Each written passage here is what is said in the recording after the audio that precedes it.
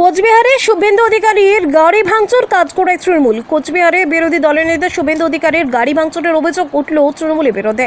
সেই সঙ্গে শুভেন্দুর কনভয়ে থাকা পুলিশের গাড়িও ভাঙচুর করা হয়েছে। কোচবিহারে খাগড়াবাড়ি এলাকায় এই ঘটনাকে কেন্দ্র করে তুমুল উত্তেজনা ছড়ায়। পুলিশ সুপারের সঙ্গে দেখা করতে মঙ্গলবার কোচবিহারে আসেন শুভেন্দু অধিকারী। তাকে ঘিরে বিক্ষোভ দেখাতে আগে থেকেই কালো পতাকা নিয়ে খাগড়াবাড়িতে জমা হয়েছিল তৃণমূলের নেতাকর্মীরা। শুভেন্দুর কনভয়ে ঢুকতেই লাঠি দিয়ে আঘাতের পাশাপাশি পাথর ছোড়া হয় বলে অভিযোগ। শুভেন্দু যে গাড়িতে ছিলেন সেই গাড়ির পেছনের কাঁচ ভেঙে যায়, পাশাপাশি পুলিশের গাড়িও ভাঙা হয়েছে বলে অভিযোগ। এরপর সেই কনভয়ে পৌঁছায় বিজেপির জেলা কার্যালয়।